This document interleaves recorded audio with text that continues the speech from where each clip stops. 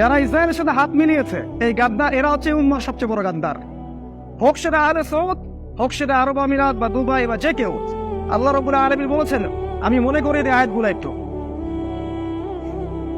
আল্লাহ পাক সূরা বাকারার মধ্যে বলেছেন যে ওয়ালান তারদা আনকাল ইয়াহুদ ওয়ান নাসারা হাত্তা তাত্তাবিআ মিল্লাতাহুম। হে নবী, ইহুদি এবং খ্রিস্টানদের এই অ্যালায়েন্সটা, যারা ইসলামের দুশমন, তারা কোশ্চেন কালেও আপনার প্রতি সন্তুষ্ট হবে না যতক্ষণ না আপনি ওদের মিল্লাত গ্রহণ করছেন। ওয়ামান আসদাকু মিনাল্লাহি হাদিসা, আল্লাহর চেয়ে আর সত্য কথা কে বলতে পারেন বলেন? কিছু মানুষ ইন্টারফেথের কথা বলে এখন এদের সাথে। আল্লাহ সত্য না, এরা সত্য। আল্লাহ পাক বলছেন এরা ততক্ষণ পর্যন্ত তোমার প্রতি সন্তুষ্ট হবে না হে নবী, যতক্ষণ তুমি এদের সাথে যুক্ত না হচ্ছ বা এদের মিল্লাত গ্রহণ না করছো। আল্লাহ পাক আরো বলছেন সূরা মাইদা, আয়াতগুলো মনে করিয়ে দেই।